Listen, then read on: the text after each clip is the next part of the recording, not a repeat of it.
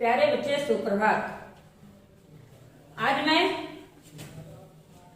वर्ग 5 विषय हिंदी पाठ 16 है और शीर्षक का नाम है मेरी डायरी।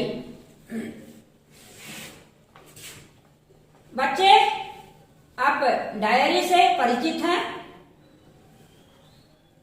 अब हम कुछ शब्दार्थ यहाँ लिख दिए हैं, उसको आप कॉपी पर लिख लेंगे और याद भी कर लेंगे।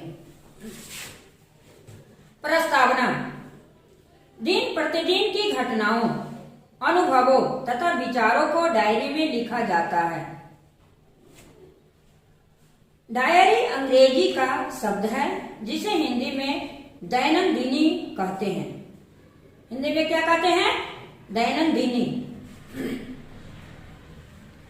डायरी लिखना एक अच्छी आदत है।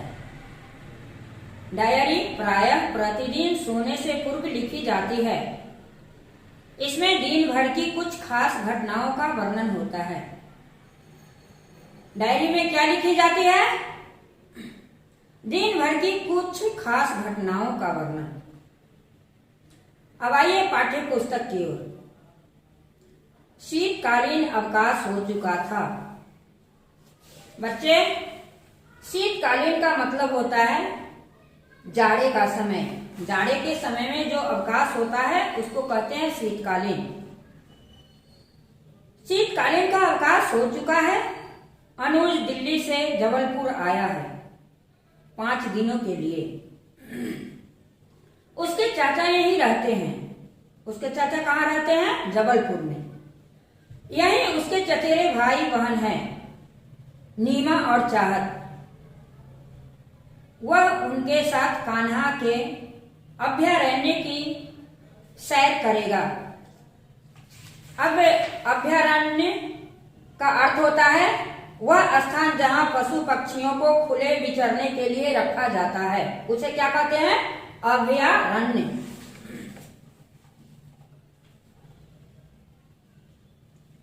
बचपन से ही उसे डायरी लिखने का शौक है। प्रतिदिन सोने से पहले वह डायरी लिखता है, तभी सोता है। उसकी इस आदत से घर के सभी लोग खुश हैं। यहाँ भी उसने डायरी लिखी। 25 दिसंबर 20। आज दोपहर हम लोग कान्हा का अभयारण्य देखने के लिए गए। हम जबलपुर से जीप द्वारा पहुंचे। हम जबलपुर कैसे पहुंचे? जीप के द्वारा। कान्हा जबलपुर से केवल 160 किलोमीटर की दूरी पर है। कान्हा जगह का नाम है। जबलपुर से मंडला होती हुई चिरई डोंगरी तक बढ़िया कोलतार की सड़क है। सड़क के दोनों ओर घने घने वृक्ष और रंग बिरंगे अनगिनत फूलों से सजी वन भूमि है। घास के लंबे चौड़े मैदान और सागौन, साल, खैर, पलाश और हर्रा के पेड़ भी दिखाई दिए। यह वन भूमि लगभग 9 से 50 किलोमीटर तक फैली हुई है, जिसे कुछ स्थानों पर कांटेदार तारों से घेरा गया है। इसकी देखभाल करने के लिए अनेक अधिकारी और कर्मचारी हैं। कान्हा आकर हम लोग यहाँ के डाक बंगले में ठहर गए। हम लोग कहाँ ठहरे? तो डाक बंगले में आकर ठहर गए। अब देखिए 26 दिसंबर 20।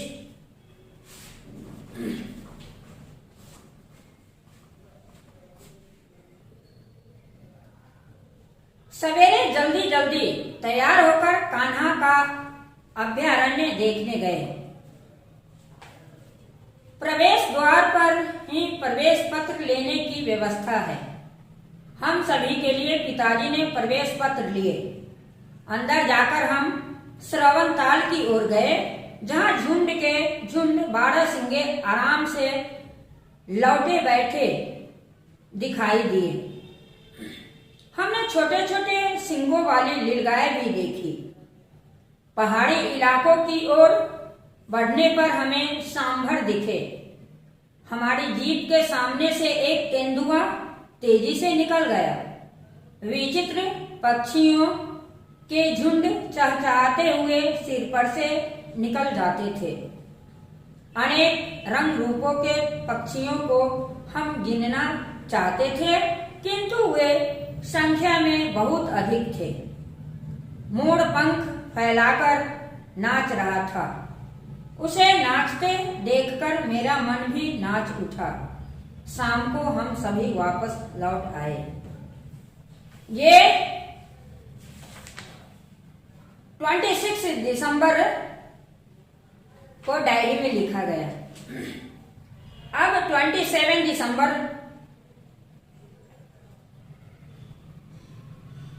मेरी आंखों के सामने अभी भी आज के विचित्र दृश्य घूम रहे हैं। कान्हा का वन उद्यान देखकर मुझे प्राचीन ऋषि मुनियों के वन आश्रमों की याद हो आई, जहाँ वन्य पशुओं को रहने घूमने की खुली आजादी रहती थी।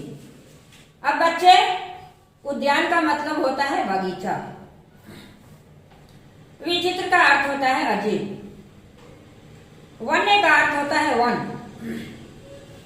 पिताजी ने बताया कि इन वन आश्रमों में ऋषि मुनिगण पशु पक्षियों को बहुत प्यार करते थे। ऋषि मुनिगण क्या करते थे? पशु पक्षियों को बहुत प्यार करते थे और उन्हें कोई सताता नहीं था। कहने का मतलब है पशु पक्षी को सिर्फ प्यार करता था, पशु पक्षी को कोई नहीं सताता था। मुझे यह जानकर बहुत आश्चर्य हुआ कि इस अभयारण्य में पशु पक्षी निडर होकर अपना जीवन सहज ढंग से व्यतीत कर रहे हैं। हिरण, जंगली भैंसा और बारहसिंगे को आजाद घूमते देखकर हमें बड़ा मजा आया। शाम होते होते हम वापस डाक बंगले आ गए।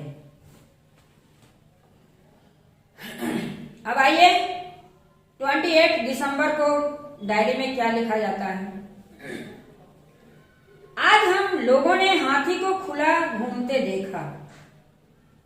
हम हाथी पर बैठकर घूमे भी।